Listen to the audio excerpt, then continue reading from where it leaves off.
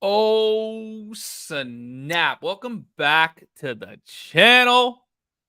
My name's Patrick. If you like true crime, we're live every single night. Welcome in. Great to see everybody. Thank you for being here. YouTube, hit the thumbs up button. Go ahead and hit the thumbs up button. Tap the screen like crazy. Whoa! Oh my God, I hate when that happens. I hate when that happens. Sorry, y'all. I always forget to I unmute it and then I mute it again and I always forget and then it doesn't tell me and I'm like, well, what the hell? All right, let's go. Two Patricks? I know. Holy crap. I don't know what happened, but y'all tap the screen like crazy. Hit the thumbs up button. Let's go. You guys ready for this? I'm going to shrink myself down. So we're starting off. Oh, first off, let me tell you what we got. We got all kinds of stuff to talk about tonight. We're talking about J.P. Miller served divorce papers the day Micah Francis passed. Tiffany Beaston. I don't know who that is, but we're going to find out. Y'all sent that one to me. And then some Gypsy Rose stuff. Crazy as hell. Make sure you follow everybody that's down in the description. Make sure you follow everybody that's down in the description. Shays and A's up first. Let's go. You guys ready for this one? We watched the entire interview when Regina Ward sat down and had a discussion hours before the hearing. There was a clip in Regina Ward's interview where she said that JP had contact with Micah the day that she died. Because of her accent, I initially thought she said that he made content with Micah, not contact with her. And that's why.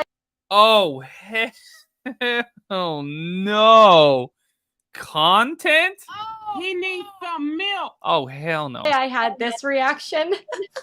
But after I realized my mistake in editing and was heavily relieved, it got people thinking, like, wait a minute, he had contact with Micah the day that she died? So she sat down and clarified her statement. So we're going to watch a clip of that in a moment. However, oh, hell. Oh my gosh, guys, I was watching this video.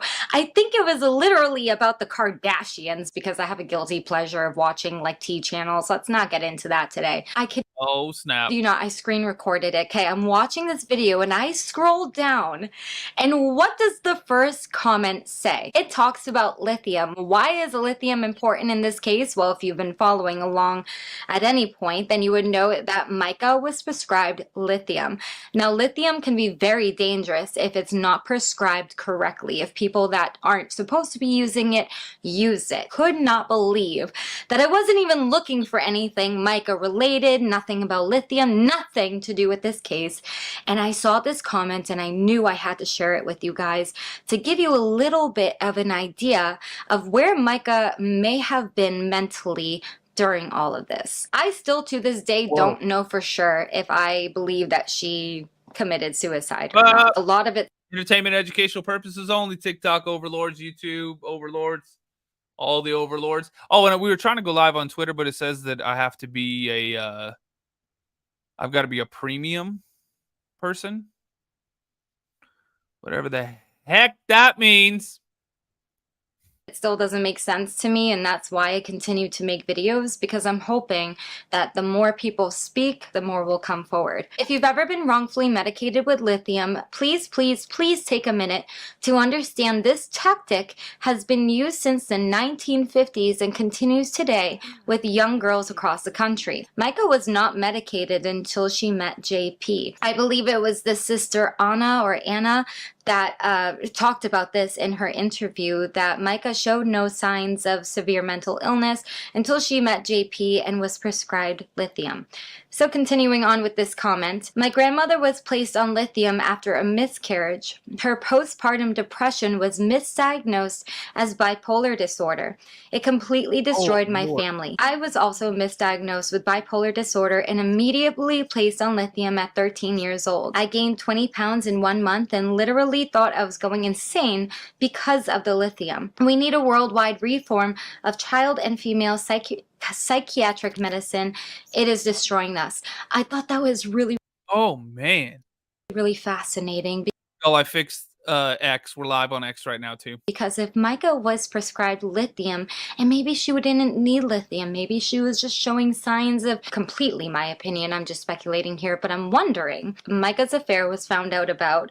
She went through the separation with her husband, and although she had JP to sort of fall back on emotionally, I think it took a really big toll on Micah, and not even necessarily just because morally it probably wasn't the best thing to do, but you also have to consider that Micah has been in the church allegedly since about 13 years old. We saw some articles from my last video talking about that. So this poor girl, I feel, was so stressed out trying to be a godly woman, a godly wife. She may have fallen into a deep depression. I believe JP may have even spoken to the doctors. I believe JP himself was on lithium, so said, oh, this is what you need to take.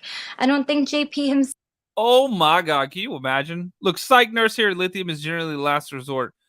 Right? That seems pretty intense, right? But shout out to the nurses.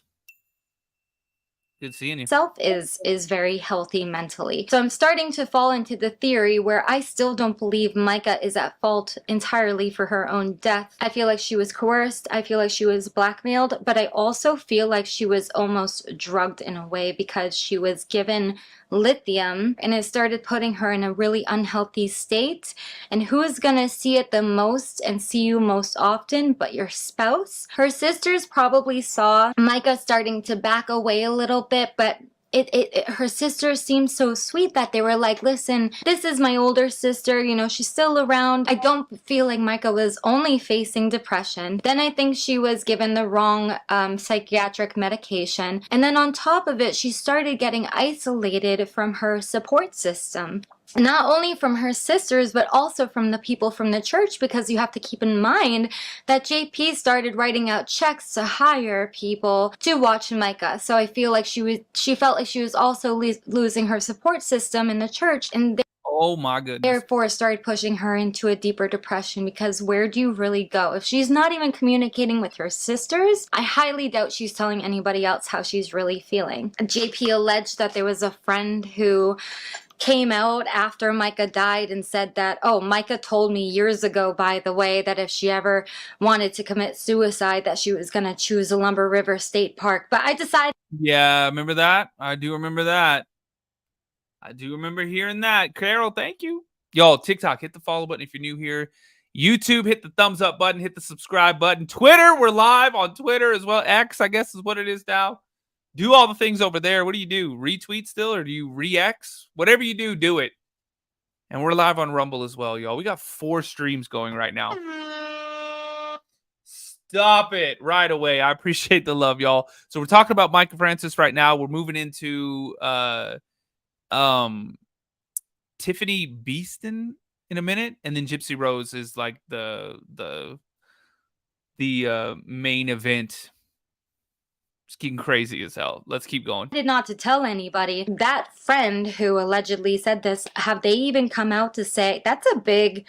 If someone says that about me and it wasn't true, I think that they would come out and say either, yes, I said that, or no, I didn't. I just thought the comment about lithium was interesting. Again, Regina Ward misspoke about JP having contact with Micah on the day that she died. Regina had served JP the day that Micah had died with the divorce papers, so she can't imagine that JP would not then go and like blow Micah up and stuff. So we're gonna watch this quick clip. I will link the full video down below because there's a few things that they cover. First, they're just going to talk about how they kind of came to this global settlement. What is a global settlement? Abigail Miller was an absolute joy to listen to, so I'll link her interview down below as well. Highly recommend going to check it out. She was an absolute doll. The hearing was gavelled to order. It was very quickly announced that a global settlement had been reached in this case. And for those of you, we've had a lot of folks ask us, what's the deal? What's the difference between a settlement and a global settlement? How does that work exactly? Well, a settlement is typically involving one particular case or potential case, and it usually involves one party and another party. A global settlement involves multiple cases or potential cases and multiple parties. So the settlement that was reached on Monday between the family of Micah Miller and John Paul Miller and his church, the Solid Rock at Market Common Church in Myrtle Beach, South Carolina, was a global settlement involving all members of the Francis family, Micah Miller's family, John Paul Miller, and the church. So not only all parties, but Jen, also all potential actions. And I think, Jen, you've got a clip. Andy Fancher, our reporter, was with us at Myrtle Beach. He got great footage of everything that transpired. I think we've got a clip from the press conference. Is that correct? Is that what we're going to run with first? Yep, we're going to start with that one. 1 second. Let's see if we can't take a look at this clip from that press conference. This is one of the lawyers for John Paul Miller speaking about the settlement. Dun, dun, dun. Today, John Paul Miller, Solid Rock Church, Inc., and the estate of Micah Francis Miller, along with individual members of the Francis family, have reached a full and final settlement on all presently filed litigation. The parties have also signed a full mutual release on all potential future litigation. The terms of the settlement agreement are sealed under a confidentiality agreement. The agreement and release include, but are not limited to, the dismissal with prejudice of the matters currently pending in both family court and probate court of Horry County. You just witnessed in court the withdrawal of the petition in probate court.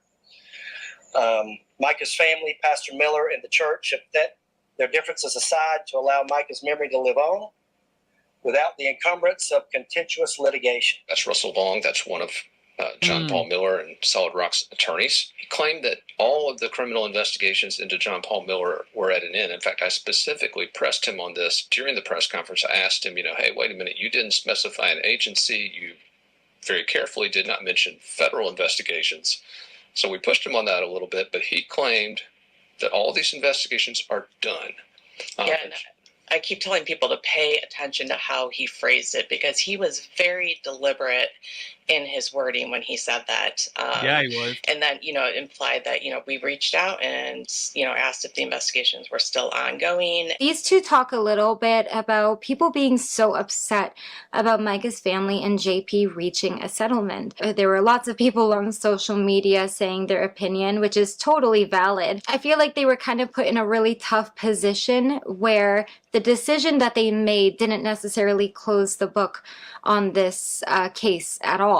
But they are going to talk a little bit about people's reaction to the settlement and maybe why they actually came to this settlement. When Sierra Francis filed, initially, it was to become special administrator of her estate. And that is something that they wanted to do to ensure that Micah's phone and Apple Watch came back to them, because that, I think, is going to give them the most answers regarding her last day, her last moments.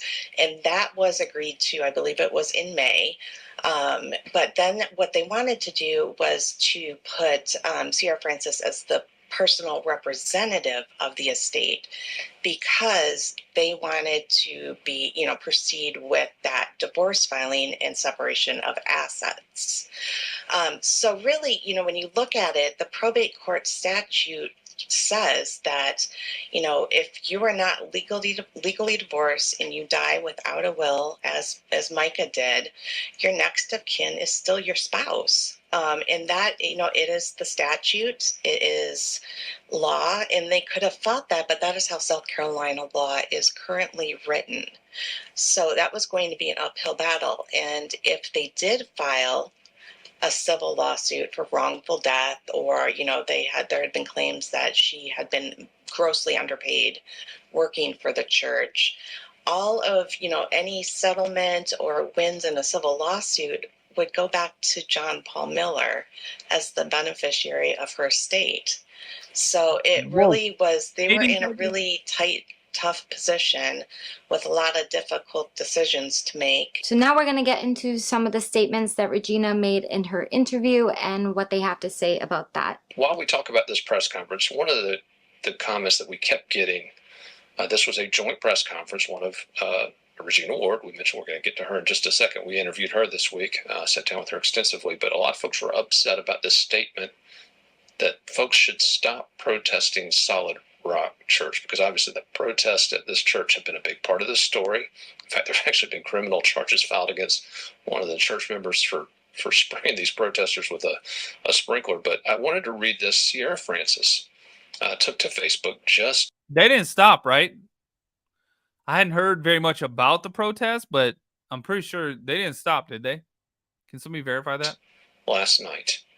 We're airing this on a Friday morning. She took to Facebook Thursday night and posted something that was appears to be on behalf of the family. It talks about she's with Michael Francis and several other members of the family, but she made something pretty clear.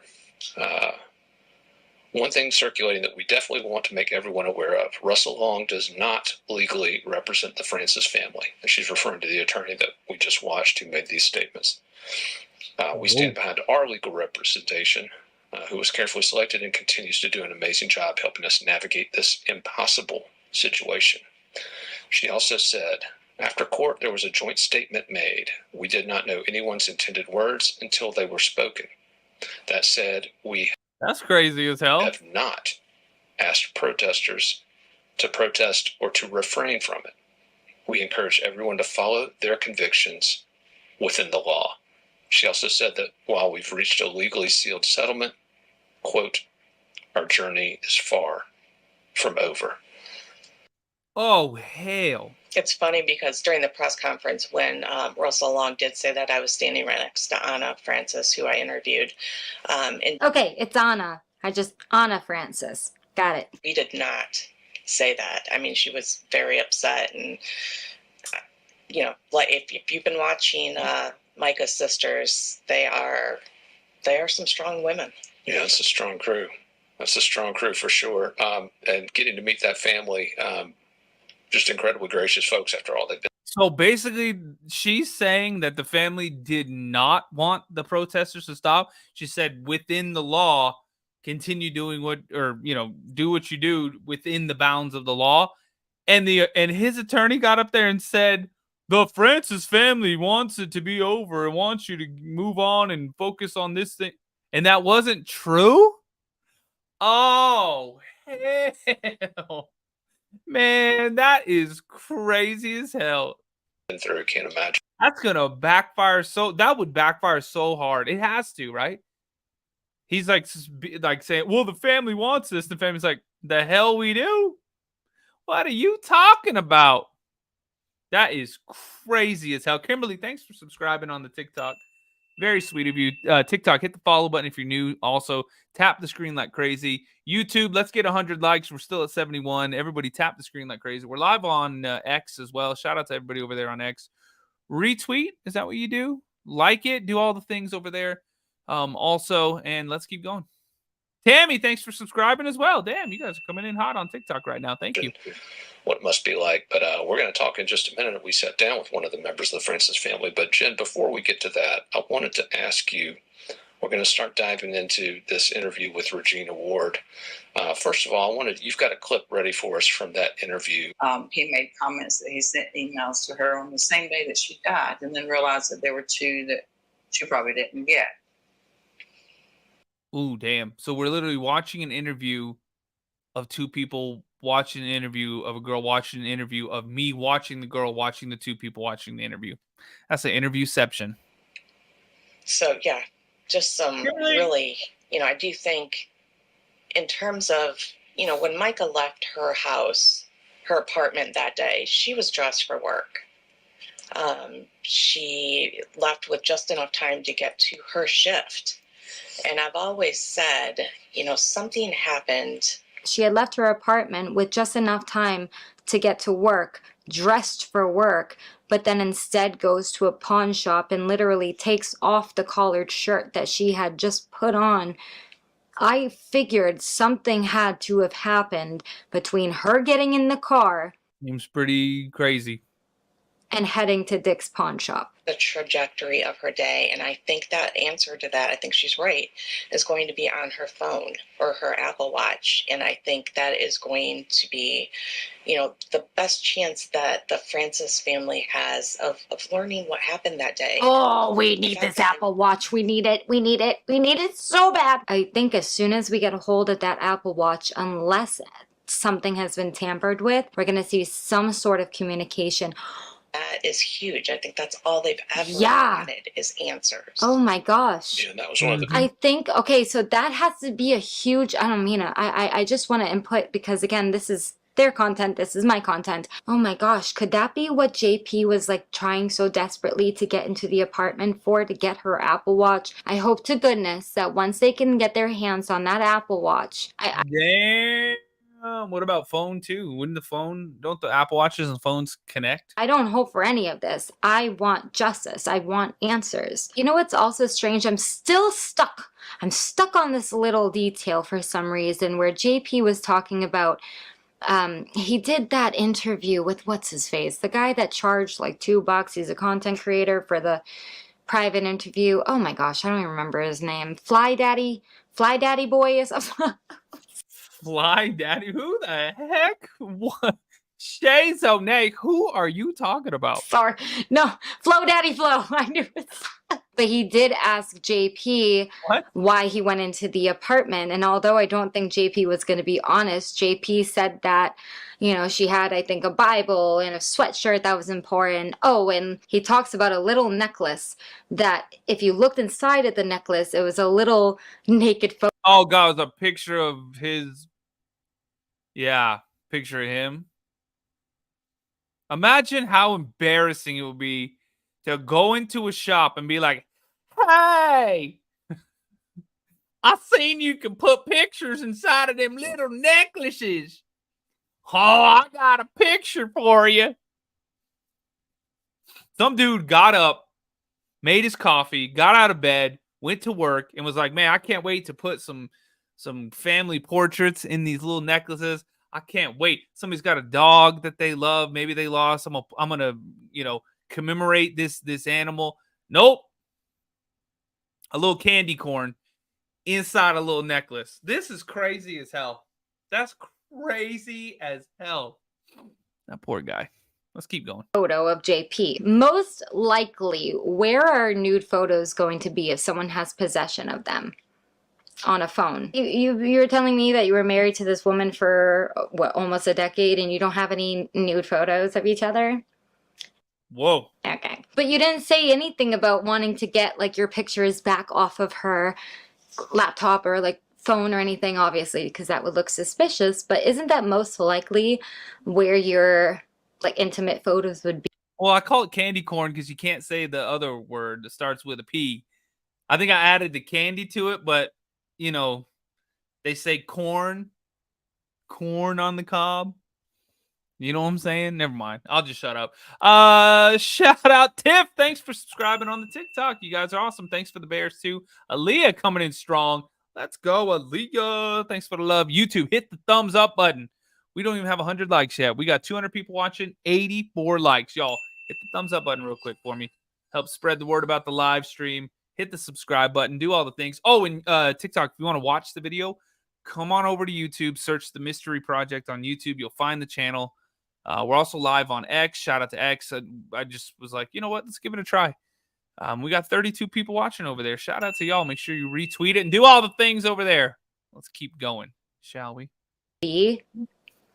I don't think I'd be that worried about a necklace. Interesting. As we reported on the global settlement and the aftermath of it, there was obviously, as we mentioned, a lot of negative reaction to that settlement from various corners. But one of the questions that we kept getting was, does the settlement in any way impact the ability of Regina Ward to receive that phone and that watch? I actually reached out to her this week and posed that question directly to her. She said, quote, that does not change. In other words, she will still receive that information, and obviously that would be a big part of helping find answers to. Yeah, and they do have that court order, and she said, you know, they keep submitting it to the Robeson County Sheriff's Department, who did the initial investigation, to make sure that, you know, it comes back to them, and they keep saying that the investigation is still ongoing and they can't provide it. So one other thing that we wanted to clear up, there were some folks that watched that interview with Regina Ward. By the way, it's on Fitz News YouTube. You can probably scroll over and check it out now if you want. But one of the things in that interview that was mentioned, Attorney Ward made a comment about serving John Paul Miller, quote, that day. Yeah, okay. And a lot of folks have been questioning whether or not that meant he was served on the day that Micah Miller died, and if so, how does that impact his alibi? And so I did reach out to Attorney Ward. Oh yeah, that's right. We talked about this, and she did clarify that no, in fact, the day she was referring to was the day he was served on Thursday, 45 hours before Micah Miller died. In fact, we've got the certificate of the affidavit of the individual who served John Paul Miller those papers that specifically says it happened at 5:38 p.m. on Thursday, the 25th of April, which would be 45 Ooh, there you go. Amy, thank you. hours before the 911 call from Lumber River State Park. Oh, this is getting so aggravating. I think honestly the girls, the Francis sisters, came to this global settlement because if they didn't and fought and kept this case going with JP, they had a chance to lose the ability to see the communication, the Apple Watch, the cell phone, the messages, and all that. Possibly their only chance of getting a hold of this Apple Watch eventually, when how can you withhold? Is there any like law? There's got to be some changes made, but are there any laws where you can only hold evidence for so long before like every party needs to get a chance at it? So we're clarifying that he was not served the day that she died, that Saturday. However, he was served that Thursday before. So I would love to see the communication within those 48 hours between him and Micah. Now, did Micah work the day prior? You know, was she at work on Friday? Was she at work on Thursday, the day that he was served? But then JP, 2 days after being served divorce papers, goes and he's at his soccer tournament. Okay, we're gonna end it there because we did watch Abby's interview. Again, I'll link that down below. She was an absolute joy to watch, a real pleasure of an interview. They are throwing, I believe, a concert benefit from Micah, because she was even saying some of the community down there doesn't even know, and that's why I continue to talk about it, because if their community doesn't know what's going on, please go ahead and leave a like if you enjoyed. Wow. Also, you can subscribe if you don't want to miss any new videos, and I'll see you in my next one. Oh my goodness, y'all. Make sure you go follow her. Link is down in the description. Shay Zone. Tiffany Beaston is upset. She claims she's being bullied by a mother of 3 on the internet. Oh, Lord. Tiffany Beaston? Who is this? Do y'all know who Tiffany Beaston is? I don't know. We're going to find out right now. Let me update the picture on TikTok and YouTube. Make sure you go follow YouTuber Headlines. This is the video we're watching right now. Let's keep going. In case you don't know, Chris and Tiffany Beaston are family vloggers on YouTube. Back in the day, Tiffany was a nurse. She quit her job to be a YouTuber. Chris was a personal trainer. And like a lot of YouTube dads do, once their wife finds some success on social media, they quit their full-time job to come home and help their wife out. Typically with behind-the-scenes stuff, errands, and taking care of the kids so that she has, you know, a quiet place to record a video, etc. And by the way, Chris just got his real estate license. I'm not sure if he's even sold a house yet. I haven't seen him flex or talk about selling a house, so I'm not sure about that. But currently, the Beastons are at their Bay house every summer. They spend the entire summer at their Bay house that they bought a few years ago. Actually, I think they bought their Bay house just last year. What the hell's a Bay house? Recently, Tiffany started a new workout plan. She said she's lost a lot of weight. She feels stronger. She has built muscle, and she talks about it a lot. She has made a lot of content surrounding her meal plan, her workouts, her mindset, and all of these things. She posted this reel recently stating she's a 36 mom of 4. Her oldest is 9, and it's not too late for you. Tiffany wrote, "This is your sign to start." Focusing on her health and changing her mindset to get to, not have to, has been the biggest blessing. Her goal when she started was to be healthy and have enough energy to keep up with her kids and one day grandkids. She goes on to say, "It's not too late for you. Choose your hard. You got this." Tiffany posted this comment from a viewer on Instagram. I cannot find this comment. She must have deleted it. I went through all of her current reels. I did find some other comments, so I think I found the reel this comment was left on, but I'm pretty sure she deleted this comment. The comment says, if you watch her channel or her family's channel, you would see that her husband is her 24/7 nanny. He doesn't work. He cooks, cleans, and he's responsible for the kids. Tiffany responded by saying, imagine being a mom of 3 girls and bullying people on the internet. My husband is my 24/7 nanny. It's called he's also their parent. Wow. What the hell is going on? Jin Raya Annie says boring. This is a live chat. This is not where you type in your Tinder profile. Okay. Raya Annie. You don't type your Tinder profile into the live streams. You put that on your Tinder profile just so that everybody knows you're boring. Let's continue. Trying to make me feel like less of a mother because I work.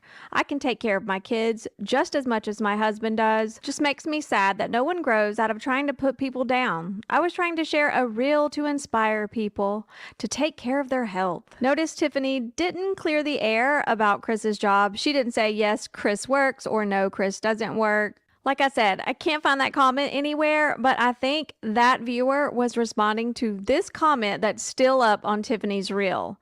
Do you have a full-time job? If not, that's fine, but makes working out a lot easier to do. I won't even ask if you have a nanny or a live-in relative that helps with childcare, etc. Tiffany responded, let's clear the air. I work from home to support my family, and I don't have a nanny. Instead of making rude assumptions on people's reel, I work out. Another viewer said, you do realize it takes 15 to 30 minutes a day to fit a great workout in, right? So basically it took you more time to watch a reel, get your panties in a bunch for whatever reason, and then come to your genius comment and spew your negativity. The viewer responded, I wasn't being rude at all, just making you understand that being a stay-at-home mom makes it easier to find a break in the day to work out than if you work outside of the house. I know exactly what it takes to find time to work out. And if you're a woman who has a job outside the house, especially one that travels, it's not as easy to find the time as it is if you're a stay-at-home mom. I was addressing her assumption that every woman has the convenience of being home all day. Tiffany responded, I usually wake up at 5:30 to wake up before getting 4 kids ready for school and starting my work day. You can make excuses or you can make time. Another viewer said, and yet the workout video you're showing has you working out in the middle of the day. My whole point is, don't assume your financial family situation is like everyone's. Like somehow every woman can easily find the time to work out simply by making the effort. Another viewer, man, everybody knows nobody finds the time to work out.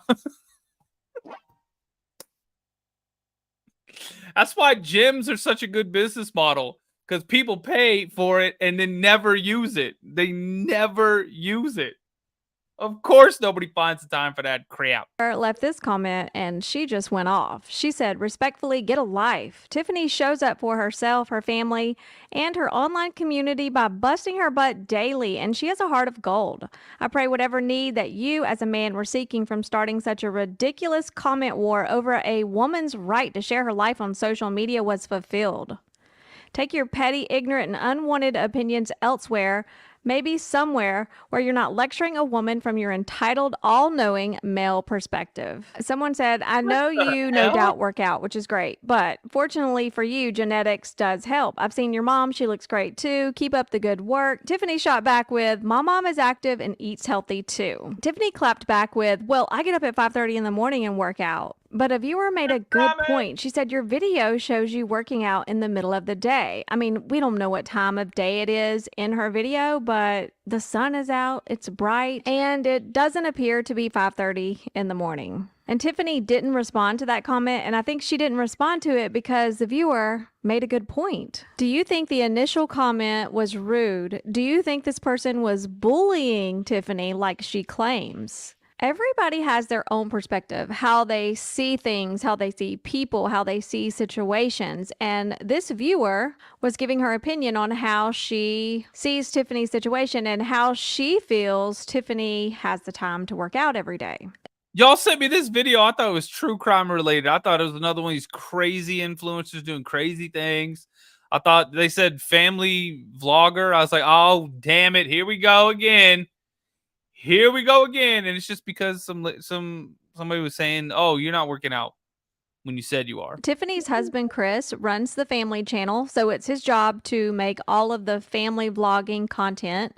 He films his kids. He does sponsorships with his kids over there. Like I said, he just got his real estate license. He will sometimes jump in on Tiffany's cleaning videos and like make the bed and do things like that. He also helps her film and edit sometimes. And he also, Tiffany admitted this, helps her chop some of the vegetables in her videos. They just don't show him doing the chopping. What the They make it look like Tiffany is chopping, but Chris actually comes in and helps chop some of the vegetables, and then Tiffany gets back in front of the camera. So he does help out behind the scenes in regards to her social media platform. But he doesn't have that steady 9-to-5 job where he's out of the house and unavailable to help Tiffany throughout the day. Oh my goodness. Tiffany Leah, I got bamboozled. Yep, exactly. says they tag team everything from getting the kids ready for school, making lunches, cleaning, everything. A lot of women You mean normal life? can't relate to that and don't have that kind of support because their husband is up and out of the house by 5:30 or whatever because they have to be at work at a certain time. Back in April, a viewer sent me this comment. Tiffany is feeling very sorry for herself because Chris was sick and she had to take care of the kids by herself for a whole day. This post is a slap in the face to every single parent and stay-at-home parent who doesn't have another stay-at-home parent. She could not lead a more privileged life if she wanted to. This is beyond ridiculous. This is the statement from Tiffany the viewer is referring to. Tiffany wrote, "Real talk. Having mom guilt because I look forward to the slowness of the weekends to be able to spend time with the kids as a family. Of course, there's always sports, etc., but it's still slower than a school morning. But this whole weekend, I felt my ratio of being able to enjoy my kids versus having to discipline and cook and clean and care for them was just so off because Chris hasn't been well. So basically, I'm feeling sad because I didn't get to spend the fun quality time with them that I like to, and now it's back to school. I felt like I was refereeing and getting snacks and cooking and cleaning. If you feel like this, you aren't alone. Mom life." Then Tiffany posted this quote, "Breathe. It's just a bad day, not a bad life." Tiffany probably posted this and shared this because she wanted to come off as relatable to her viewers, but I've received a lot of comments from viewers regarding this post. So many people said they could not relate to this and that she was so unrelatable. Tiffany's hard day, the day she just described, is a regular, normal day for a lot of moms. The type of day Tiffany described as her hard day is the type of day most moms have every day. Tiffany only has those on a good day hard days when her husband is sick and can't get out of bed. A lot of content creators lack. Well, to be fair, y'all already know when guys get sick, it's like the end of the world. We have a cold and we're like, it's like, it's too much, Self-awareness. External self-awareness is the ability to understand how others perceive you. And then external self-awareness is knowing how other people are going to perceive us. And some people think that if you have one type of self-awareness, you are bound to have the other, but this is not true at all. And the thing is, if you're a leader, you're even more likely to be not self-aware because you are surrounded by yes men. What are your thoughts on this? What do you think about Tiffany calling this viewer I'm self-aware that I have no idea what we just watched out, posting her handle on social media and calling her a bully?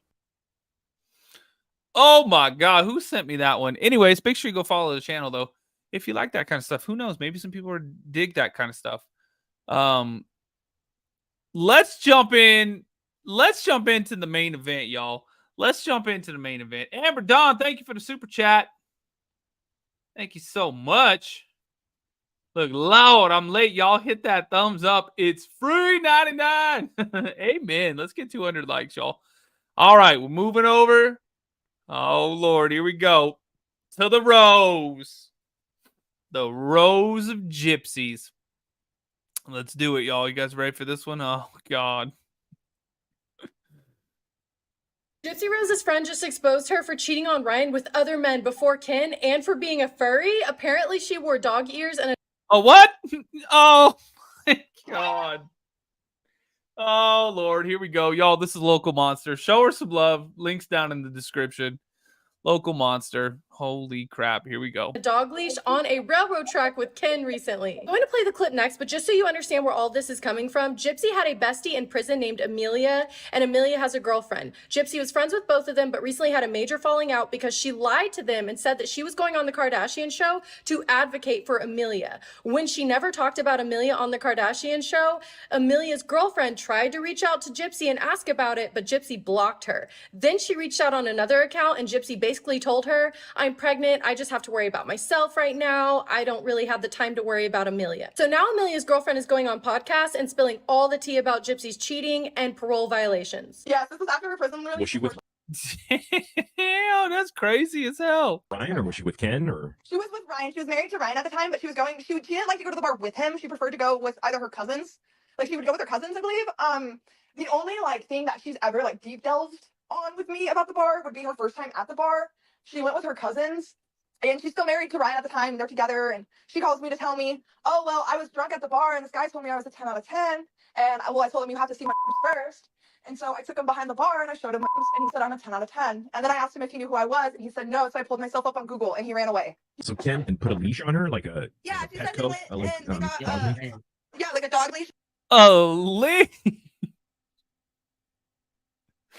Amber Dawn, thank you for the super chat. You got that Rose Gypsy. The great bat. That's true. That's what I heard. Some doggy She got doggy. ears, and they went Oh God, I thought there was something because something else was coming out after that. and parked the Jeep by some train tracks and had to some train tracks. So public X on a leash while on parole. Yeah, but she doesn't. I have so many questions, Gypsy, because I thought Ryan was super controlling and kept you locked up, but apparently you were going out getting drunk at bars, violating your parole without Ryan around. And Oh my the God. audacity of Gypsy to file for spousal support after cheating on Ryan multiple times. She is the entire reason they're getting a divorce, and she is a millionaire. Isn't it funny how Gypsy claimed that Nick got her into all of the role play, but then Dan confirmed that she was the one who was into it and got him into it, and Dan came before Nick. Gypsy got Nick into the role play, and then she blamed it on him to make him look more guilty. She also had many other dark fantasies and role plays that she played out with Nick, and then whenever she was in her interrogation, claimed that he SA'd her. That wasn't the case. Those were her fantasies. His friend Amelia is also claiming that Gypsy stole parts of her abuse story and made them her own. She is the one who was SA'd Oh my God. by her grandfather, and she said that when she told Gypsy this, Gypsy never said a word, and then all of a sudden it was on Gypsy's documentary and she was talking about it in interviews. I am telling you, and I've been telling you, Gypsy is not the person you think she is. She uses people and discards them and then paints them out to be the villain. Oh man. That is crazy as hell. Let's keep it going. December saw Gypsy Rose Blanchard's release from jail, following her guilty plea to second-degree murder 8 years earlier. Y'all, U.S. celebrity trending news on YouTube. Link is down in the description. Give them a follow as well. And let's keep going. TikTok, hit the follow button. Tap the screen like crazy. YouTube, hit the thumbs up button. Hit the subscribe button. Thanks for all of the love, y'all. Hit me with those hand hearts.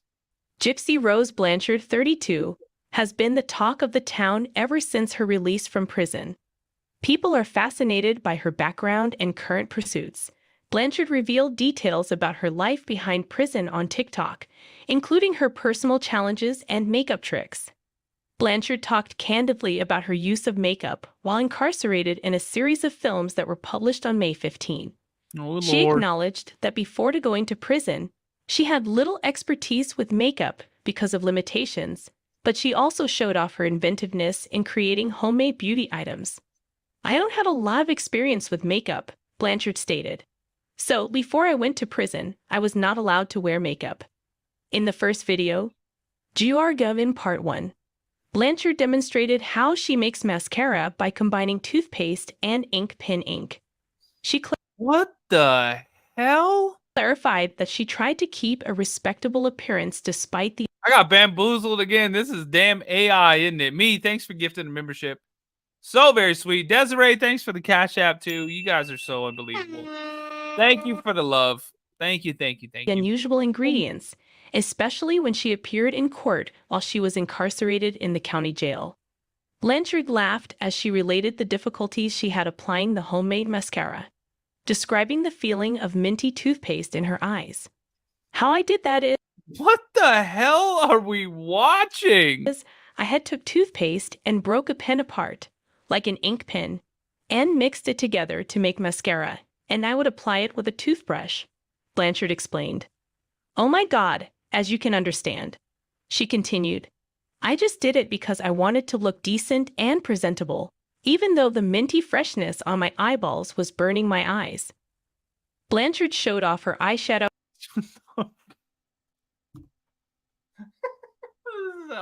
This is outrageous. What the hell are you guys doing to me? Why are y'all taking me down these rabbit holes? Really? Ink toothpaste in your eyeball? Technique, which involves using coffee grounds because of their powdery texture. Her inventiveness went beyond cosmetics when she talked about stress management techniques, exposing her propensity to use toenail clippers to cut her hair during periods of extreme anxiety, a habit that sprang from the dearth of scissors in prison showers. What? Under the heading GRWM Part 2 Woman Empowerment, Blanchard discussed her choice to have a nose job done in April in another video segment. She acknowledged that she felt insecure because of the taunts and that she had a genetic bump on her nose from her father's side. But she was happy with the cosmetic procedure and her body in general. Fresh from her recent nose job, the Gypsy Rose, Life After Lockup star walked a Lifetime for Your Consideration red carpet in Los Angeles earlier this month. Oh my God. I think that These damn AI crazy ass narrators. Oh God, I got bamboozled again. Entering into a new era in my life, definitely having learned a lot about me over these last 4 months, she told Deidre Bihar of ET. I think that right now I'm just trying to move forward in my life and kind of showing who I am and discovering. She laughed and said, in my pretty girl era, as they say. Gypsy is presently marketing her 8-part Lifetime documentary, which will premiere in June. Regarding the project, she said, When the hell did I this think come I'm out? most excited for fans and people to see me grow as an individual.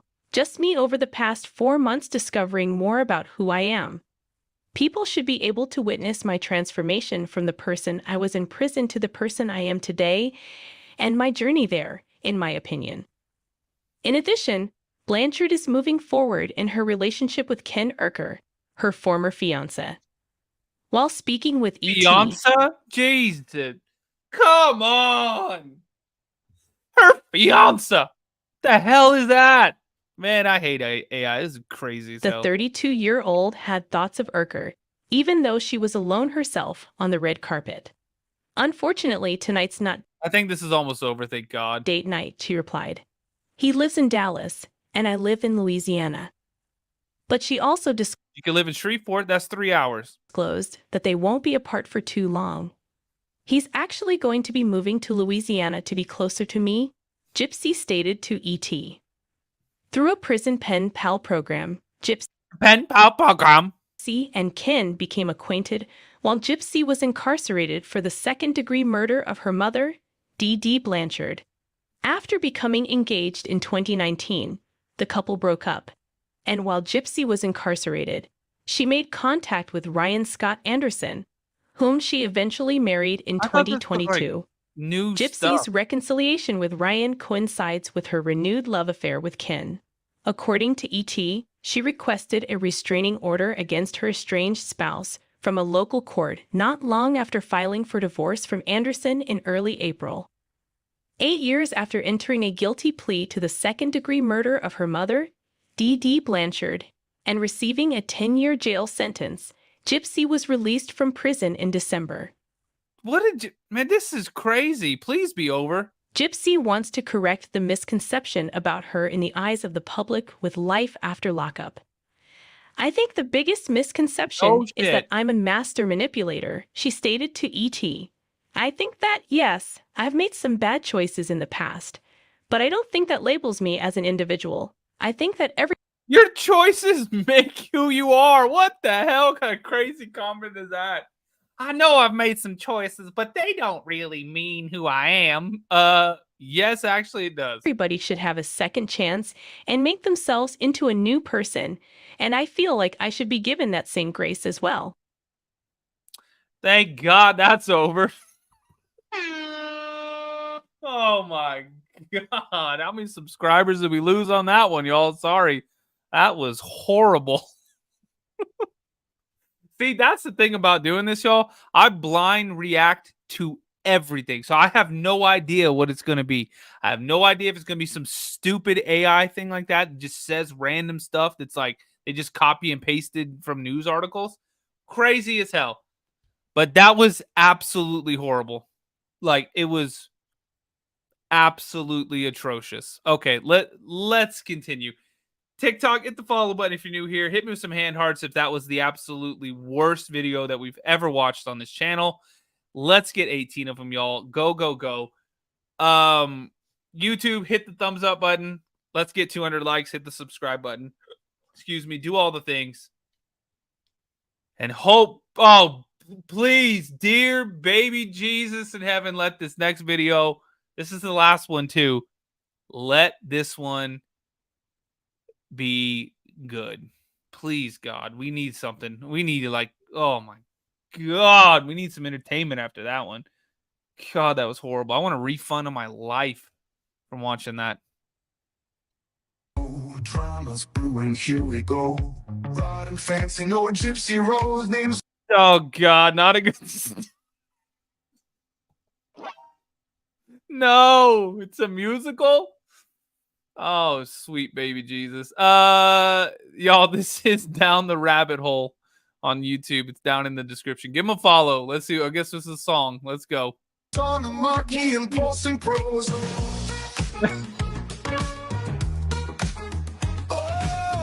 In the corner with a sharp retort, fancy's words cut deep, ain't no spoke. What are we watching? Amber, thank you for another super chat. Dancing shadows, whispers in the alley, Gypsy in the middle, unveiled the rally. Kristi's there with a side-eye glance. This ain't her first nor her last dance. Called out by fancy words sliced to air. TikTok, if you're not on YouTube right now, you need to be. If you're not on X, you need to be. Get over here right now. The Mystery Project on YouTube. Let's go. Come on. This is absolutely ridiculous. This is absolutely ridiculous. YouTube, this deserves a thumbs up. Come on. Let's go. Cicely, thank you for the super chat too. So damn sweet. Electric tension, feel the stare. Words bold and brash. I quit. Just whispers, I quit. I quit. I'm so sorry. Understanding is there is a clear difference between that type of abuse and medical child abuse. Okay, so I'm not saying she wasn't abused, Rod. A random video thrown in there. No context.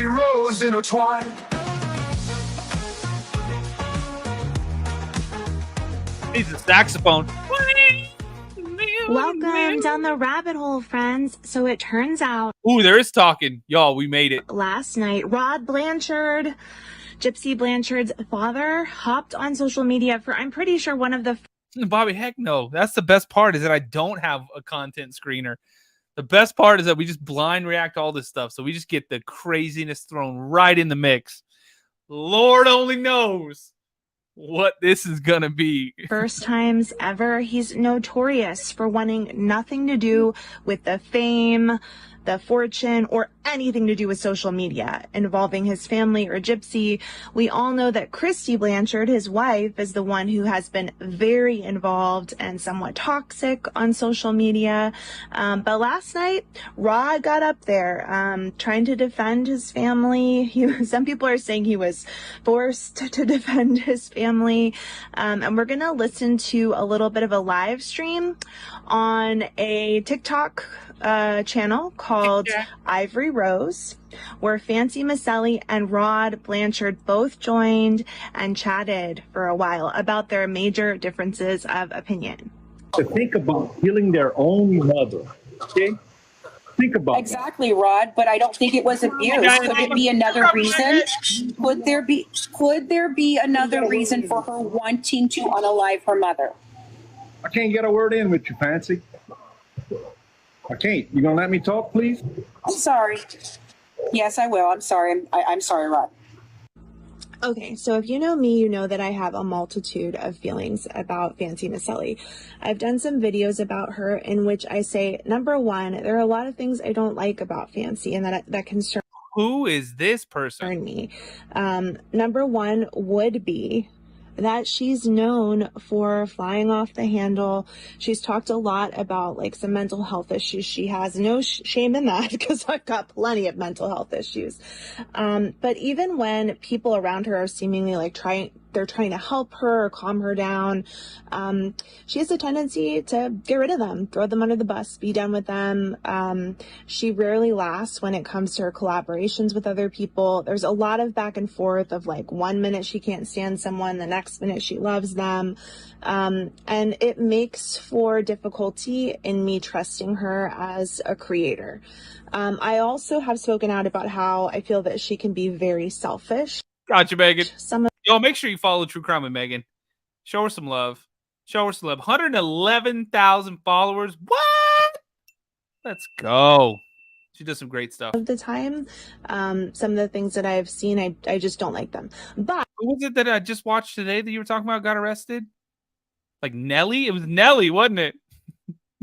He was in the back of the cop car. I wish this was all in my head. I think about it over and over again. That was Tim McGraw's part, but that was Nelly and Tim McGraw. So it works.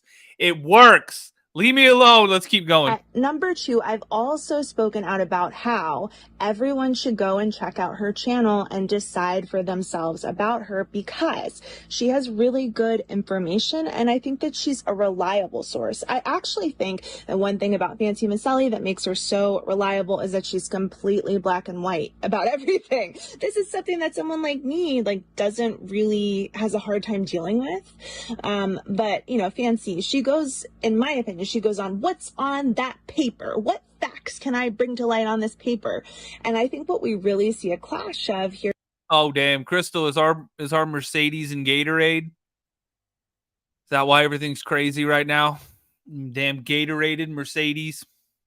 In this live stream is someone like Rod Blanchard coming forward and being like, I may not know all the facts, but I know what I saw. I know what I felt. I know what I heard. Like, I lived the experience and this is how I feel about it.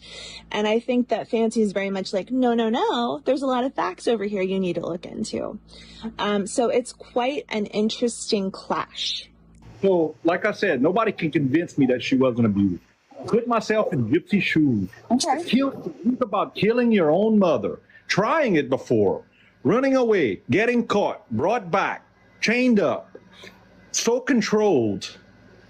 Yeah, that man is from Louisiana, y'all. I lived in Louisiana. That man is from Louisiana. Oh, go down there. There's no T sounds. Just go down there and get down to do the thing down there. You can call it medical abuse.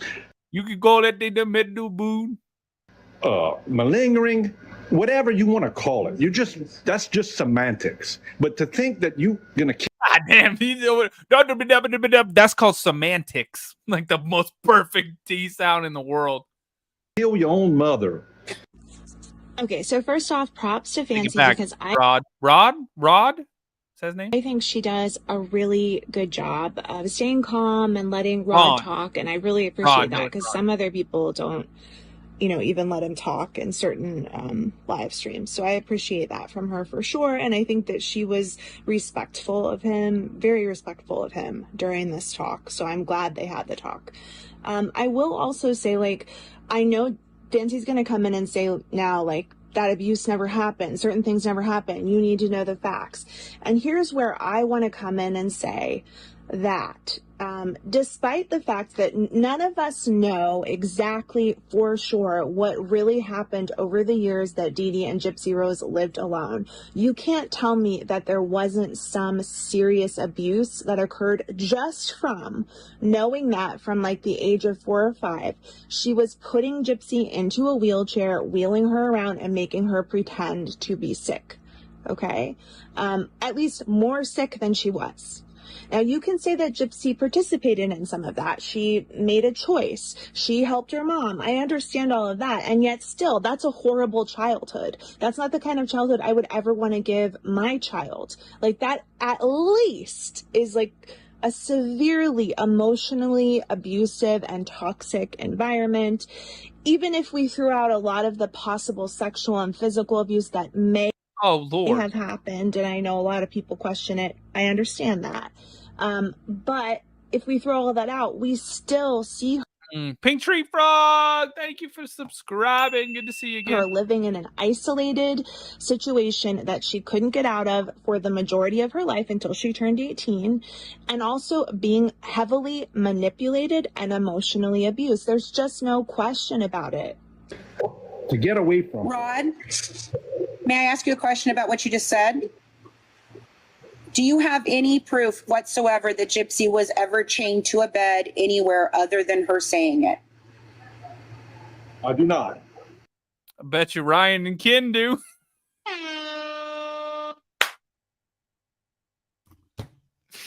Oh, man. Y'all, at the beginning of this video, they were talking about a leash and dog ears and all kinds of stuff. Come on.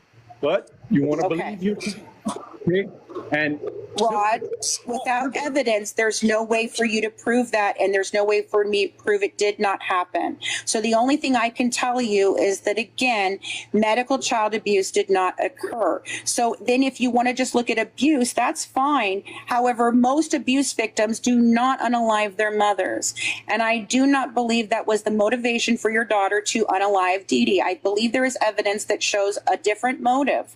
And she was already gone. She had walked out. What was the motive? She was 23 years old, and Rod, she did know how old she was. It's very clear that she knew how old she was based on several things in the police reports.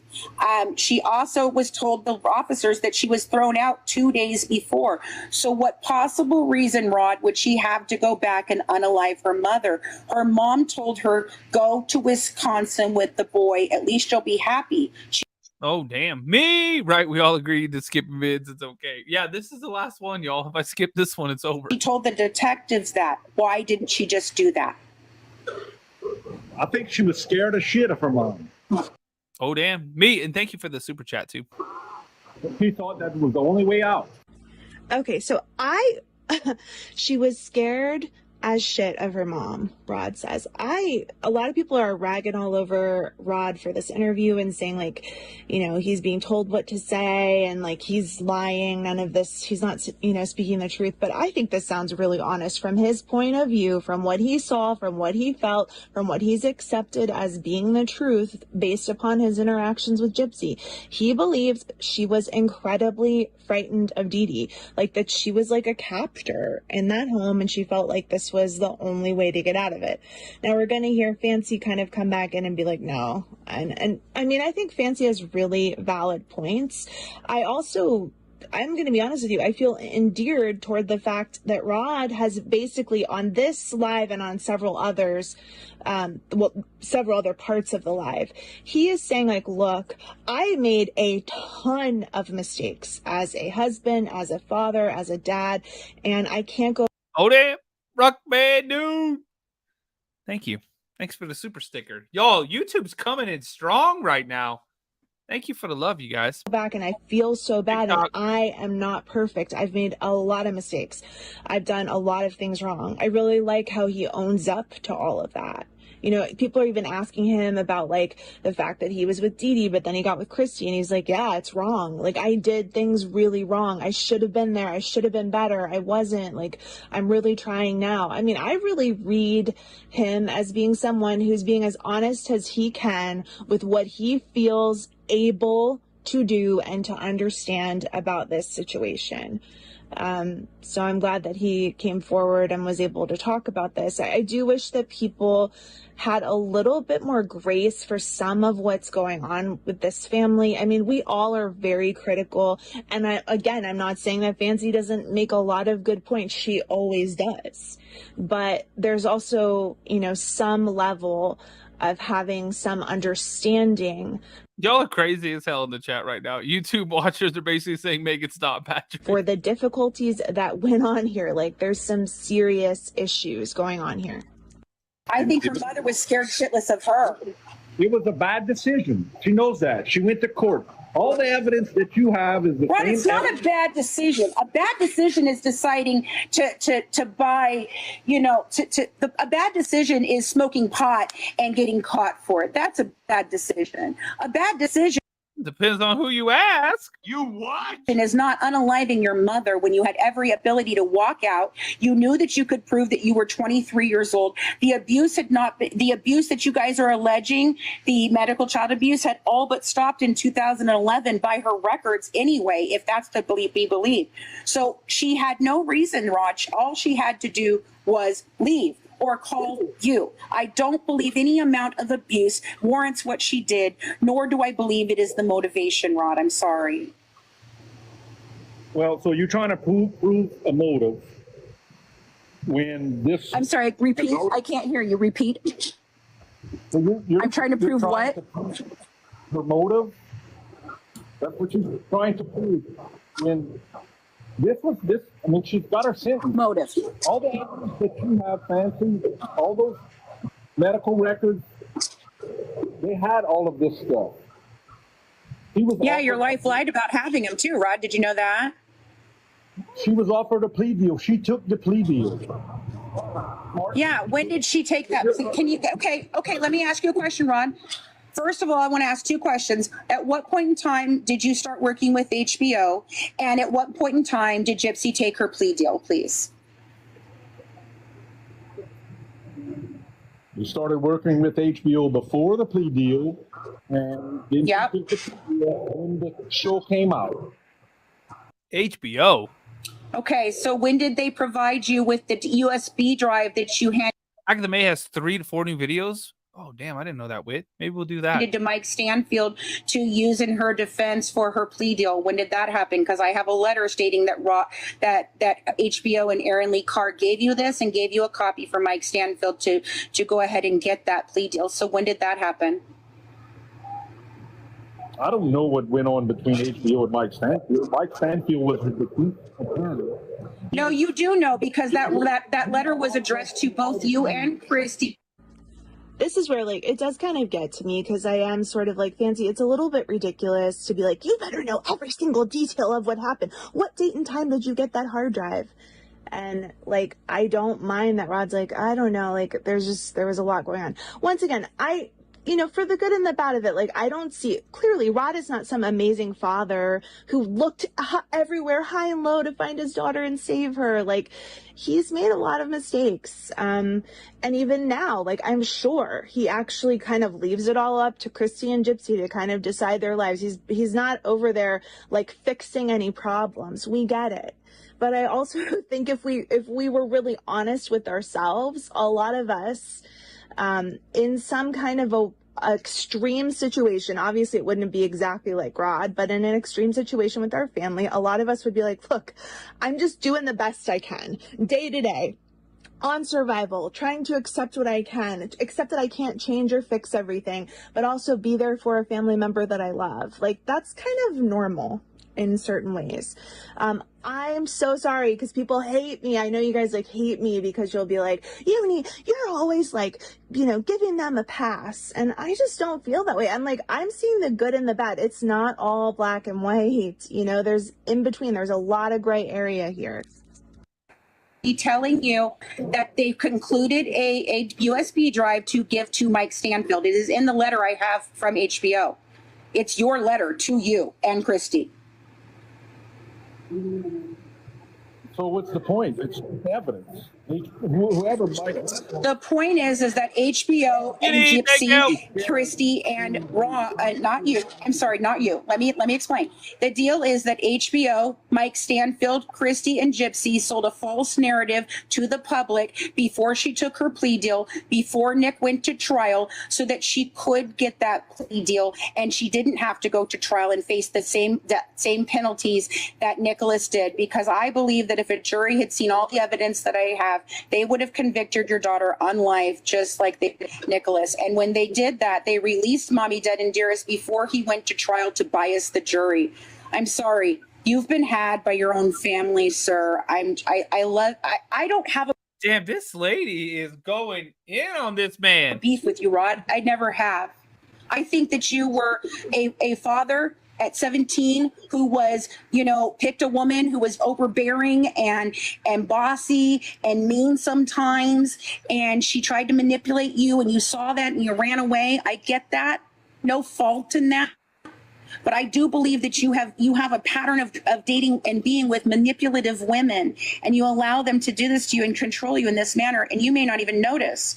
But what I'm telling you, sir, is I have the records, the evidence to back up the claims I'm making, and perhaps you might want to listen to me to understand better this case, because clearly, sir, you're admitting you don't know. Your wife might know, but I don't think you know all the ins and outs. Oh, Lord. Y'all, there's about 8 minutes left of this, and I just got every single one of Agatha May's new videos. So stick around. I don't need to know all the ins and outs. This is a bunch of drama. Well, you do, Rod, because what you're saying is false. Just knowing the fact that I've seen my daughter walk for the first time in that courtroom and was able to. Is that true, Rod? Because you're okay. Wait a minute, Rod. Okay, so you said the first time you saw your daughter walk was in that courtroom, correct? Yes. When was the last time you had ever seen her walk? Oh, she was probably about, I don't know, 3 or 4 years old. So you're telling me from 3 years old on, you never saw your daughter walk? Not that I recall. Once she was in the wheelchair. Okay, so the motorcycle. Okay, that's a good point. When did the wheelchair show up, Rod? I don't know. It was after. Was she 7, 8, or was she 3 or 4? After the motorcycle accident. Yeah. Did it happen after? Okay, so it happened after the motorcycle accident. Then what you just said was inaccurate, sir, because the motorcycle accident didn't happen until she was 7 or 8 years old, which means that the entire, up to the point from 3 to 4 to 7 to 8, she was walking. All right, so you saw her walking at 8. Then the wheelchair shows up, and then you don't see her walking again until you were in court, which is why your wife specifically said that we knew she could walk. But what Gypsy said in her testimony was, I always knew I could walk, and I always knew I was not sick. So if she testified to that, damn, that is her. TikTok, hit the follow button if you're new here. Tap the screen like crazy. Hit me with those hand hearts. YouTube, hit the thumbs up button. We're almost done with this one, and we're going to move on to some Agatha May action.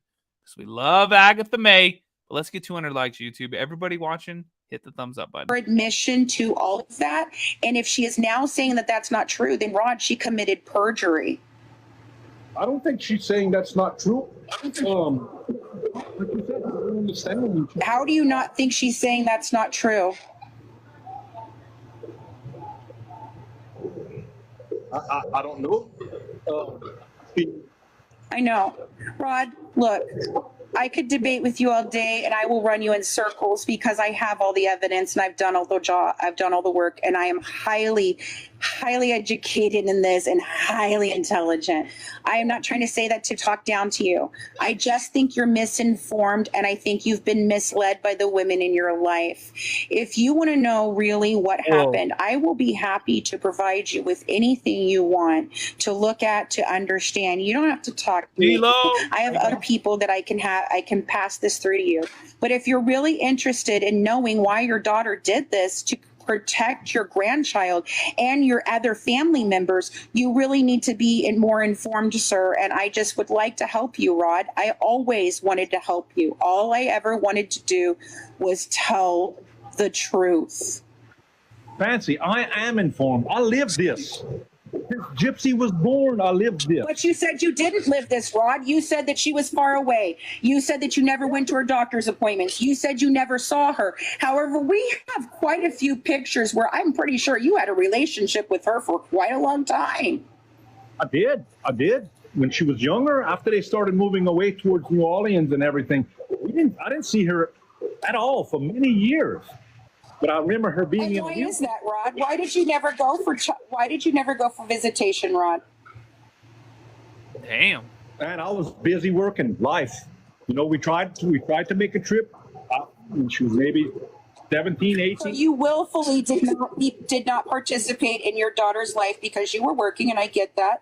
But sir, then you can't sit here and tell me that you lived it because you didn't. You were offshore, and you have no idea what Dee Dee, nor Kristi, nor Gypsy, nor any of the other family members were doing back home. You yourself have admitted that you never ever went to a doctor's appointment, not one time. You never questioned her. You never took her to court for anything except for the one time where you disputed some of the medical charges.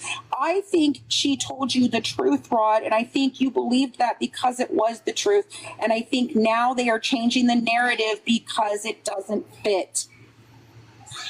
Fancy. She thought about killing her mom to get away from her. That's all the why, Rod? Why? She started thinking about killing her mother all the way back to 2011, sir, when she shot her with a BB gun 10 times. Yeah, because she... Whoa, did you know that? She wanted to get away from her, man. For what reason, Rod? Why didn't she just leave? She was, in 2011, she was over the age of 18. Why didn't she call you? Why didn't she just leave? Rod, she knew. I don't know. I can't. She was probably scared shitless to get caught again, Fancy. Rod, no, the cops never brought her home. Do you understand that? The cops have never been called to bring her home. She willfully walked out of Dan's roommate's house and went home with your wife with your ex-wife, because your ex-wife told her she wanted the drugs that she stole, the money that she stole, and she told her if she returned home with her, she would go ahead and allow her to have the relationship with Dan. No police ever brought your daughter back. The only time that the police were ever involved was in 2009 when a nurse that worked for Dr. Steele supposedly called in a welfare check. 2 officers and 2 CPS workers went out to the home. They spoke to Gypsy. They saw an ID that proved that Gypsy was over the age of 18. Dee Dee provided them with medical records that showed that she did have some of the developmental delays and the actual physical ailments that she had. Gypsy told them that nothing was wrong, and Gypsy did not leave. They gave her the opportunity to leave that day, and she did not. She could have walked out of there with the... Whoa. Sally, your eyes are beautiful. Why, thank you. My mama grew them for me. I just keep them moisturized now. Police that day, and she chose to stay because she wanted to continue in the con, Rod.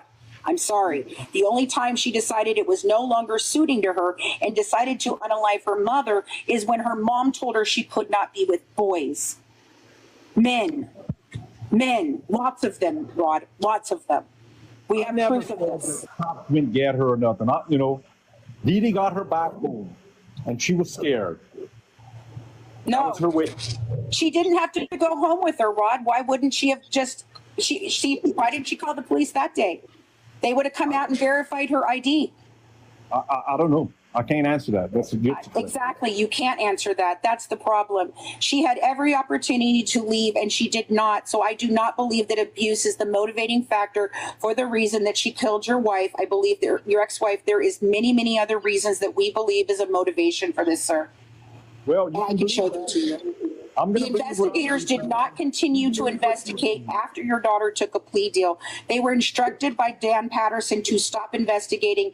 They already had a confession from her co-defendant. They did none of the investigating, and the officers in the case said that they were investigating a long financial fraud, and they were very upset that they did not get to take this to trial because they believed they had evidence to prove why this was done, and it had nothing to do with abuse.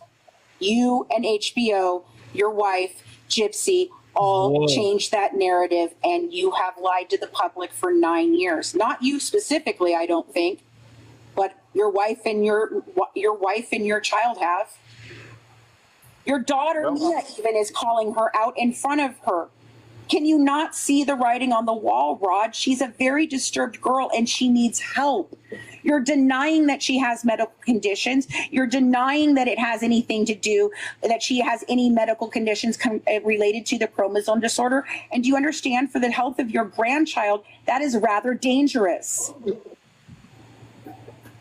I don't think Gypsy has any medical condition. Rod, she has medical conditions. She's taking medications. She has conditions from this, Rod. They're proven in her medical records. What are you talking about? She got a full checkup when she... Rod, can I ask you a question? Can you please go to Rare Chromo? Please go to rarechromo.org, type in the microdeletion of the 1Q21.1 that Yo, who is this lady? She has, and look at the 11 or 12 page document that they have. If you do so, it lists every single one of Gypsy's conditions throughout her life as being part of this type of disorder, sir. And it has varying levels of degrees of severity from no. Yo, don't worry. There's like 2 minutes left on this. No symptoms whatsoever. I see a lot of people saying, "Oh my God, cut it off, cut it off." Whatsoever, all the way up to a baby being born with severe microcephaly that cannot not last outside of the womb for more than a few days. There are serious ramifications, and if you have not done genetic counseling, sir, you're not protecting your grandchildren. You're not protecting Mia's grandchildren. You're not protecting any of Dylan's children, and you're not protecting Nicolette's children, and you're not protecting Gypsy's children because you're choosing to be willfully ignorant. Is this lady a doctor? Just go get the counseling done, sir. Is this lady a lawyer? Trying to save your grandchild's life. Oh, God, Fancy, thank you so much. Well, you can be a shithead about it, or you can actually go do the genetic counseling that was recommended to you several times. Your daughter even made a post that she feels that maybe she's a bad mom at this point right now because she didn't realize that it could be passed down. Well, you know who did know that it could be passed down? Your wife, because I told her that in 2019, and so did Titania. Gypsy has a doctor that she's seeing about her baby. What kind of doctor? That, you know. No, is it a general? I feel like this is getting extremely abusive, this conversation. I think it's getting out of hand. It's being, I think it's an attack. And go through her, we don't, Yeah, I if think you guys want to have, if Rod and Fancy, if you guys want to have that conversation, I just feel like it's getting a little hot and you know what I mean? And I feel like without anything in front of Rod, we can't expect him to answer. You can't expect him to know or remember on the spot or so. Sure. I agree with that. I agree. It looks unfair to Rod, and so I'm going to call that. Well, that's why I've repeatedly asked him to speak to me privately. Right. If you guys want to have a private conversation, absolutely. I just thank you for allowing me to speak with you, Rod. Prepared for that. It's a lot to digest and unpack. Whoa. And the live goes on for a while. I'm so grateful to the people who sent me this better video of it. All right, so my feelings really are, I'm surprised that Rod didn't leave the live. I actually think it kind of indicates to me that he was less being controlled, and this was more of his own free will that he came on there, because I feel like if Kristi was there, she would have been like, tell them you're not going on live if Fancy Miss Ellie's there. You know, it would have been like, sorry, gotta go, I'm not doing this. But Rod really seems like someone who's listening, is definitely being put on the spot. I mean, we hear him, he's struggling a little bit, but I also think he's stating like, look, I'm operating on this, I'm trying to do the best I can. And I think Fancy Miss Ellie does a pretty good job of like, but here are the things I'm worried about. I don't think Fancy's right about everything, but I think she's very valid. And like, what about this? Like, I think this girl is like really needs more intervention. And, you know, later on in the live, we also hear Rod making some concessions of like, okay, you know, I'm trying to do the best I can. I hope in some ways, you know, he really did. Melody, I have no idea. Listen to Fancy and maybe we'll research a few more things or ask about a few more things, or just kind of tighten down on his family a little bit and be like, look, we've got to figure some stuff out. But for now, let's dance. For now, let's dance. Oh my goodness. Yo, that was crazy as hell. See, we don't ever watch these videos, y'all. I have no idea. Y'all send me stuff. I put it on the screen. And that's it. Unbelievable. TikTok, do me a favor, hit the follow button if you're new here. Tap the screen. My name's Patrick. If you like true crime, I'm live every single night. We're live on YouTube. Also, come search the Mystery Project if you want to find the YouTube channel where you can see all of the videos. Holy hell. All right, let's go. Let's get some Agatha May action, y'all. We need some Agatha May in our lives right now. That was a lot. I've been sitting on something for a while. Oh, man. Agatha May, what you sitting on? Yeah, you guys ready for this one? And this is about Micah Francis and JP Miller, y'all. So here we go. Let's keep this one going. I've been sitting on something for a while, and I mean more than my abundant backside.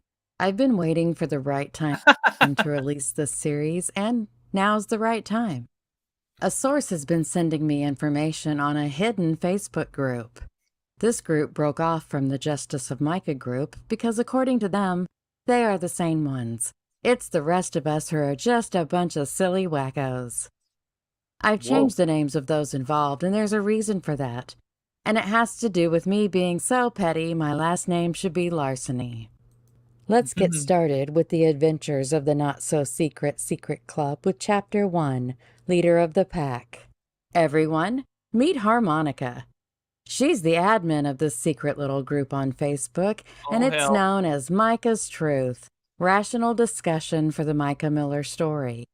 First off, I just want to say how much I am loving the random capitalization for the group, girl. Way to shake things up and just make it as quirky as you are. After someone leaked a screenshot from the group, Harmonica posted this. In light of a screenshot that was shared from this group about Ken, we have removed several members who did not participate. If there's any further instances of this happening, we will dig deeper and find out who the mole is and get them out. We created this group to be able to discuss without the drama of other groups. If you're into that sort of thing, this is not the place for you, and you can kindly see your way out and stay in the closed-minded groups that thrive on it. Damn. When Lou Bega sang about a little harmonica in my life, he did not mean this one. It really sucks that someone posted a screenshot from her group. I'm not sure how to tell her about the hundreds of screenshots I have. Awkward.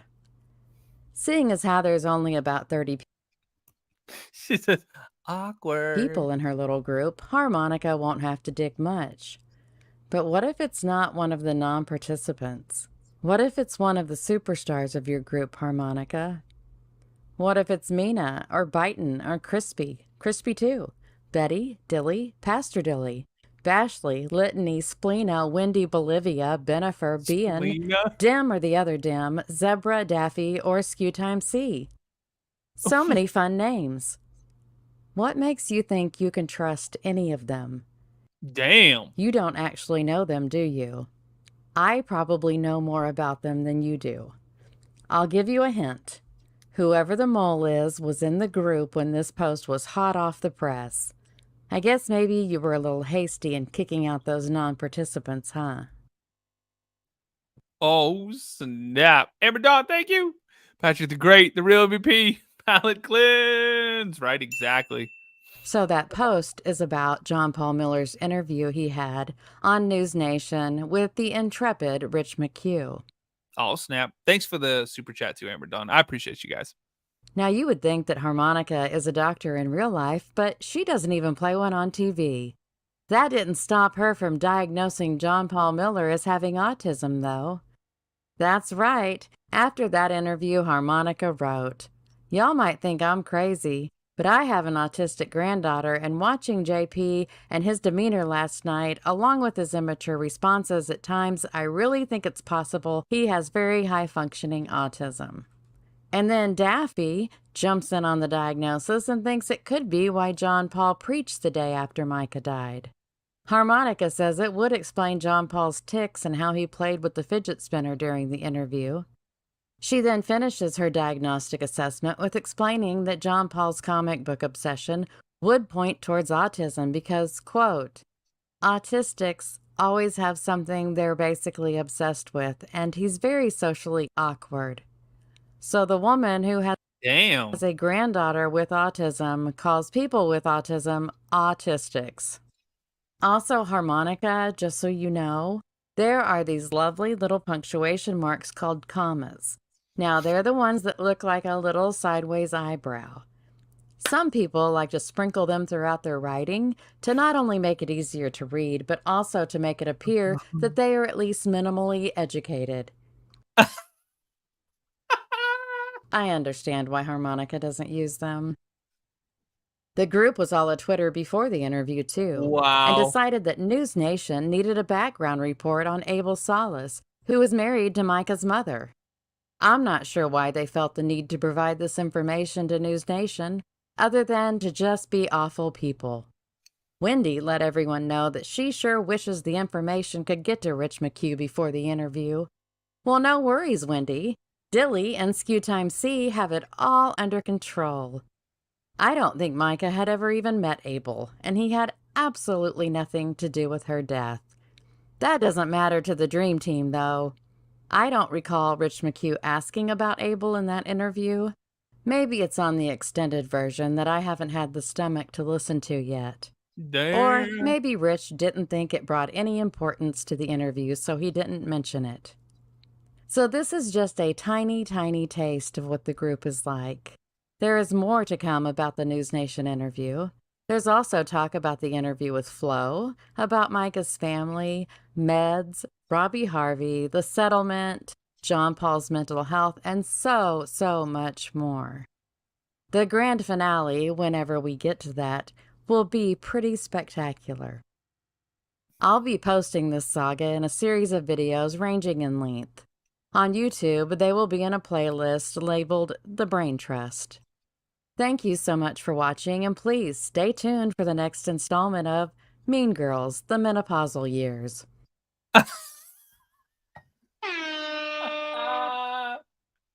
Oh my God, Agatha May, unbelievable. Y'all, don't worry, we got part 2 and part 3. This is the second in a series of videos about a not-so-secret Facebook group that broke off from the Justice for Micah group. I'll be taking a... Woo, Natalie, thank you. You had a goat of true crime magic. We love you. Thank you. I love you guys too. I didn't think people were going to care at all. I thought my mom was going to be in here being like, you're doing a great job, Patrick. I love you, son. Like, and that was it. So every day I'm like blown away that more and more people are like, oh, I want to hang out with you, Patrick. Let's watch some true crime. Insane. Thank you so much. Speaking of which, YouTube, 29 more likes to 200. TikTok, hit the follow button if you're new here. Tap the screen like crazy and hit me with a little bit of them finger heart thingies. Thanks, y'all. Look at their descent into the mind of John Paul Miller and how they came to think like him. I had originally planned to present this series by topic, but I was struggling with that format. I've decided to present this by the person. This will be an easy way to lead us to how and where I want this series to end. I was accused of being a bully after the first video I posted about the secret group. I'm not bullying, I'm calling out bad and at times horrible behavior. Since we've already learned a little bit about Harmonica... Yeah, I don't think anything is bullying. It's funny. She's being facetious. Well, I think some of the stuff she said, she's not being facetious, but she's doing it in a humorous way. Scotian Smile.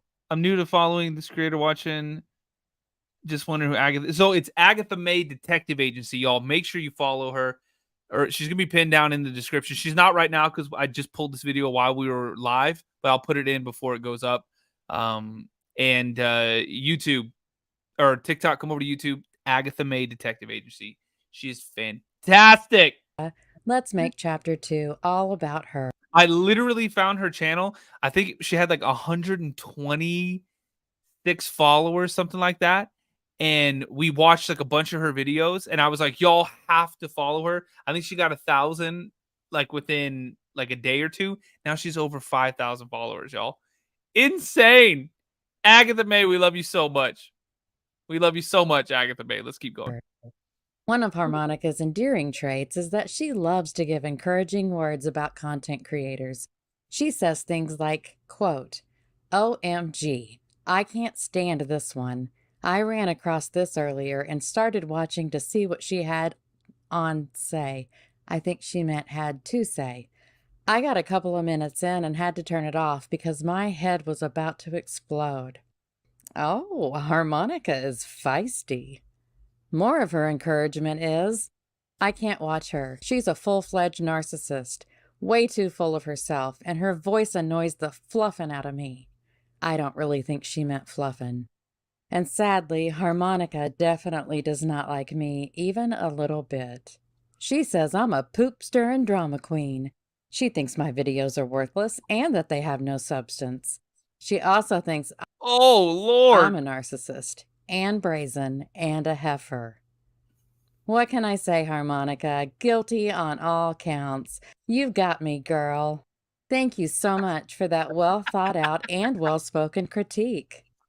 Your way with words is chef's kiss on a lightly powdered sugar-dusted raspberry Bismarck. I'm beginning to think Harmonica thinks that content creators are narcissists. I'm also beginning to think Harmonica doesn't quite grasp what a narcissist is. You remember how she knows all about autism? She's also a mental health expert. What a multifaceted woman. She makes the bold claim that very few people who are on medicine for mental health take their medicine consistently. If Harmonica would have done any research at all, she would have found that we have more people on mental health meds than ever. And guess what, Monica? Most of us are taking them because that's how we function. I understand there are some people who have difficulty staying on medication, but I'm not convinced they're the vast majority. Harmonica also has her thoughts on Micah's mental health. She says that John Paul was definitely harassing Micah after she left him, but it was just because he was so obviously desperate to get her back. She thinks that John Paul was concerned about Micah's mental health, but was just too consumed with his pain and emotions to comprehend that his actions were exasperating, and I think she meant exacerbating, her mental health issues, especially since Micah was already off her meds, according to Harmonica. She also says that Micah's death was self-inflicted, and it was because she was sad about her and John Paul's marriage ending. Yes, John Paul was wooing Micah so fiercely, she filed to get a restraining order against him.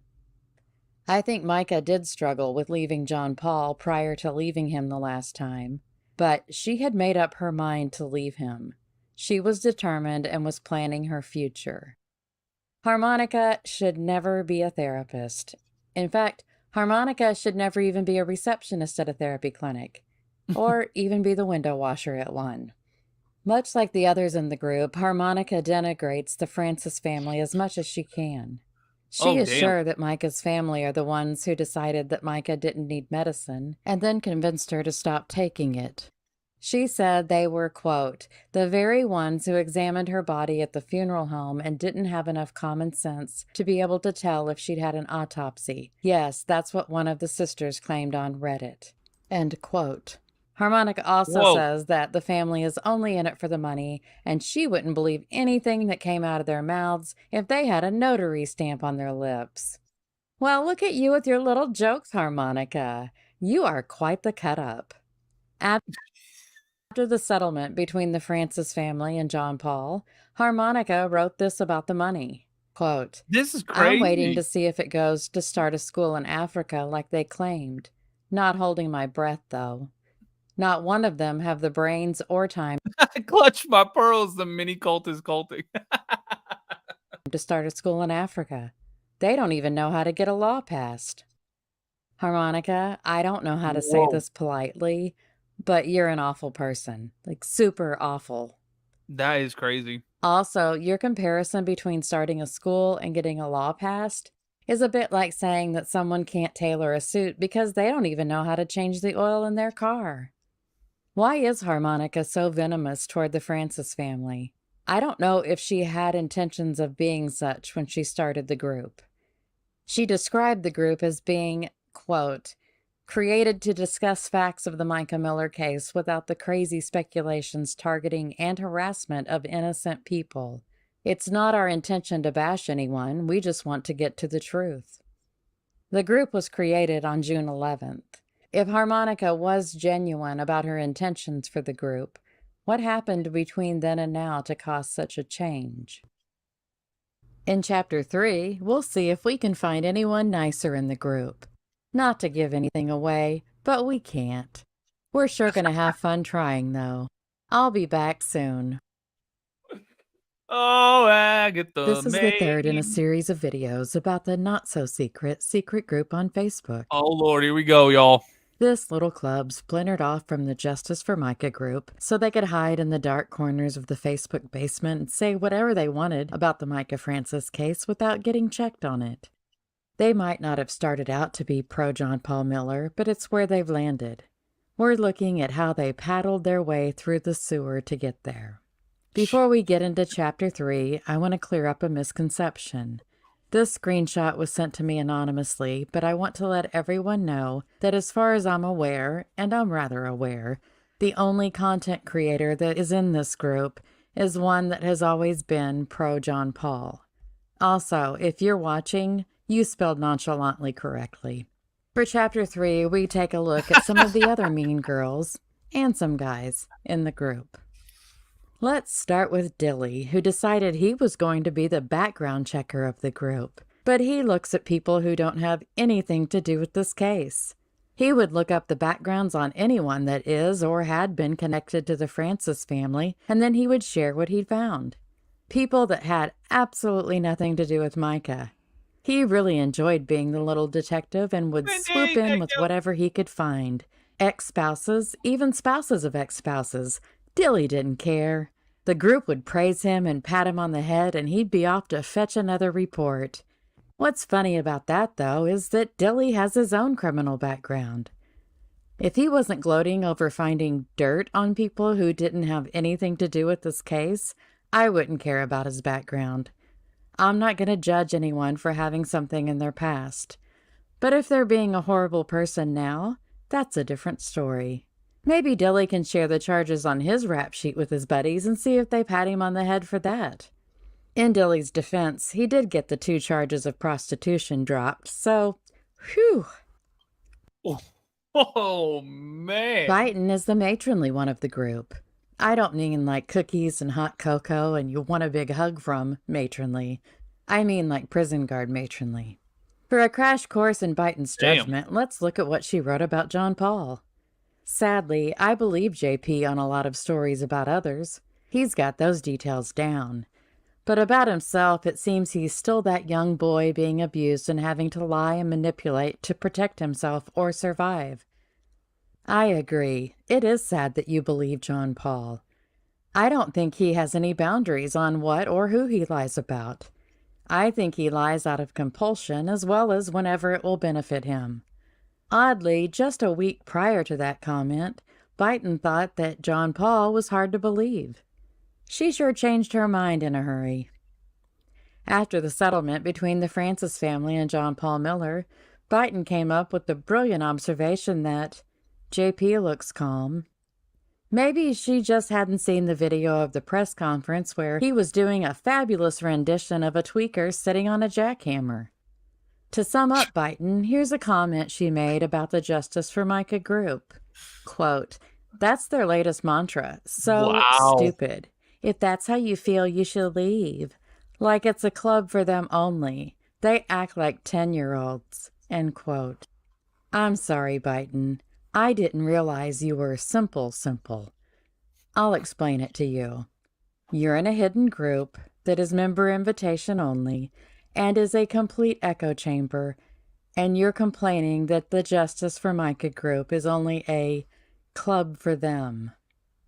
Much like others in the group, Dim One has a dim view of the Francis family and makes more than one comment to indicate that she thinks they were only after money. Quote, unbelievable. I'm sure they were hurt because of her loss, but I do also believe... Yeah, yo, it's Beaston. not Biden, by 10. Like by 10 your lip. They saw dollar signs, a get rich quick. She also said that none of these people that donated or campaigned for the family have no right to be angry. They all knew from within the first month of her passing the family gave up on her as a child. What made anyone think that they would devote their lives to her after she's dead and gone? Do you realize that's a horrible thing to say, Dim? Whoa. I'm not sure that you do, so I'm going to say it again. That is a horrible thing to say. Also, if punctuation was sandwiches, between you and harmonica, you would starve. Dim 2 doesn't seem to care much for the family either and says things like, "What I think we each are trying to reason is that the Francis family cares about others. What is the reality is that they do not." She also says the family is selfish and that you just can't make them not be self-serving when it is just a deep part of their fiber. The fuzzy. Dim 2 is also not a fan of the protesters at the church and refers to them as zoo people, and then says, if only that's crazy as hell. they could step back and truly see how ridiculous it all is. And what have they accomplished? Obviously, they don't have their own church home for Sunday mornings. I guess with fake Jesus, they have all they need. And guitar cult preacher. Both are creepy.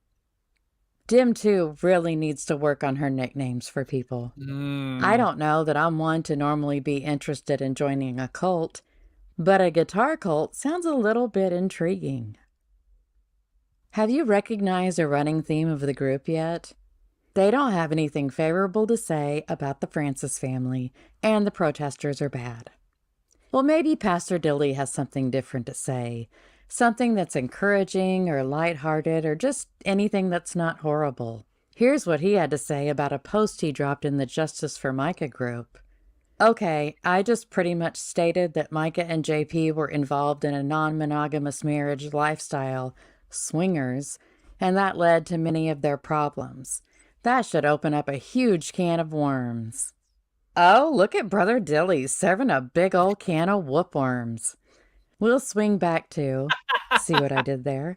Pastor Dilly. I do see what you did there. His thoughts on Micah's marriage to John Paul in a later chapter, and it's even creepier.